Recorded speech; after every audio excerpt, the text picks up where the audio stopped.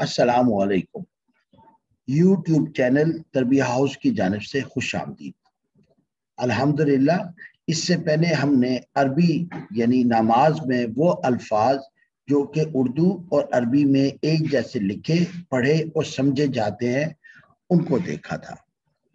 आज हम इंशाअल्लाह वो अल्फाज जो कि लिखे तो एक जैसे जाते हैं अरबी और उर्दू में, लेकिन जब अरबी में यानी नमाज में वो अल्फाज आते हैं तो हमारे ज़हन में उनके मायने नहीं आते। यानी ऐसे जाने पहचाने अल्फाज जो कि नमाज में आते हैं, उर्दू में हम इस्तेमाल भी करते हैं, लेकिन गौर ना करने की वजह से हम उनके मायने नहीं समझ पाते।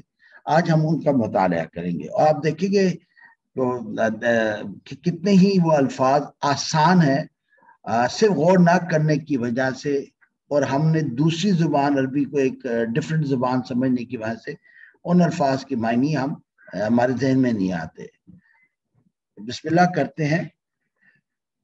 हसीन व जमील, कामयाबी व कामरानी, आगो पानी। अब ये जो लफ्ज वाह है जो अरबी में आता है, नमाज में आता है, ये जब आता है हमारे जहन में नहीं आ रहा होता। और वाह का मतलब हमें पता है कि हसीन और जमील, कामयाबी और कामरानी, आग और पानी। दूसरा लफ्ज है बा आसानी, बा वकार, बा मुरवत यानी बा, जिसको बी कहते हैं। कभी बा लिखा जाता है, कभी बी लिखा जाता है। बा आसानी, आसानी के साथ, बा वकार, वकार के साथ, बा मुरवत, मुरवत के साथ। ये हमारे जहन में होता है लफ्ज बा के मायने के। इसका मतलब क्या है? साथ। तीसरा लफ्ज है इसमें बा मुसम्मम या इसमें गरामी, कि आपका इसमें गरामी क्या है। अब इसम का हमें पता है कि इसमु जब अरबी में आता है और उर्दू में जब हम इसको इस्तेमाल करते हैं, इसका मतलब ये होता है कि आपका नाम क्या है। तो आपने देखा ये तीन अल्फाज हम इस्तेमाल करते हैं उर्दू में, लेकिन अरबी में आते हैं तो क्योंकि इनके ऊपर हरकत मौजूद होती हैं, हम और नहीं करते और हम समझते हैं कि ये हमें याद करने की जरूरत है, जबकि हमें इनके मायने पहले से आते हैं। आगे चलते हैं। ला फानी, ला ताल्लुक, ला इलाज, ला। अब ये ला इस्तेमाल होता है उर्दू में और हमें पता है फना नहीं, ताल्लुक नहीं, इलाज नहीं, तो इसका मतलब है नहीं। या इलाही, ए इलाह, ए माबूद। तो इलाहा हमारे यहाँ इस्तेमाल होता है उर्दू में, जिसका मतलब माबूद, यानी कोई भी मजहब जो खासतौर पे किसी गैर मरी ताकत या अनदेखी ताकत जिनसे वो डरते हैं या उनसे कोई उम्मीद रखते हैं, उसको इलाह किया कहा जाता है। और हमारा इलाह जिसको हम जानते हैं उसका नाम अल्लाह है। अगला लफ्ज है अब्दुल्ला। हमें पता है अब्दुल्ला का मतलब अल्लाह का बंदा, लेकिन यही अब्द जब नाअबुदू में आता है तो हमारे जहन में वो मायने अब्द यानी बंदा नहीं आ रहा होता।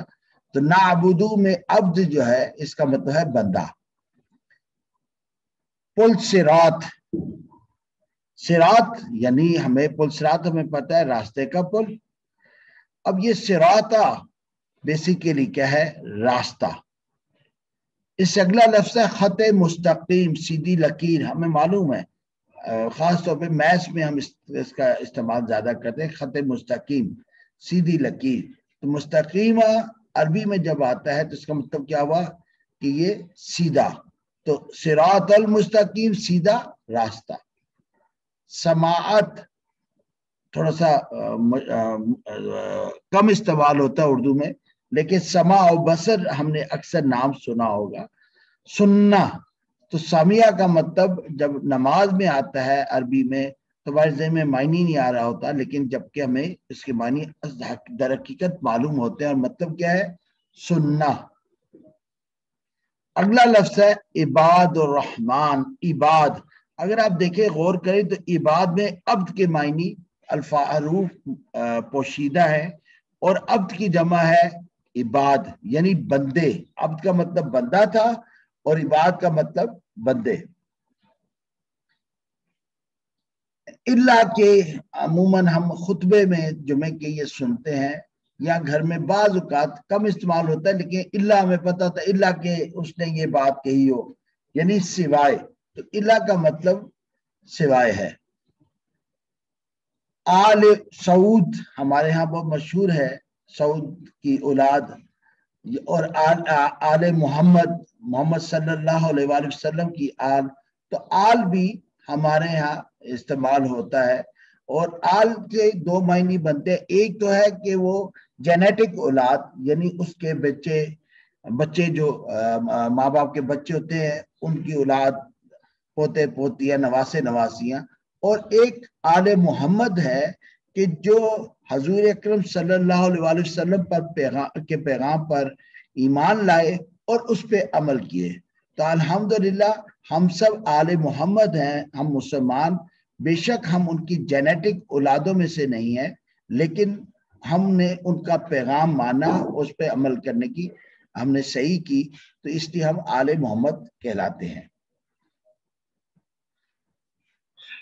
آپ لوگوں نے دیکھا الحمدللہ کہ سب سے پہلے ہم نے ایک جیسے الفاظ دیکھے، اب ہم نے وہ الفاظ دیکھے جو اردو عربک میں بالکل ایک جیسے لکھے جاتے ہیں، لیکن جب ہم عربک میں پڑھتے ہیں تو اس کے معنی ہمارے ذہن میں نہیں آ رہے ہوتے، تو ذرا سا ہم غور کریں تو الحمدللہ یہ الفاظ ہمیں سمجھ آتے ہیں۔ جزاک اللہ، السلام علیکم ورحمۃ اللہ وبرکاتہ۔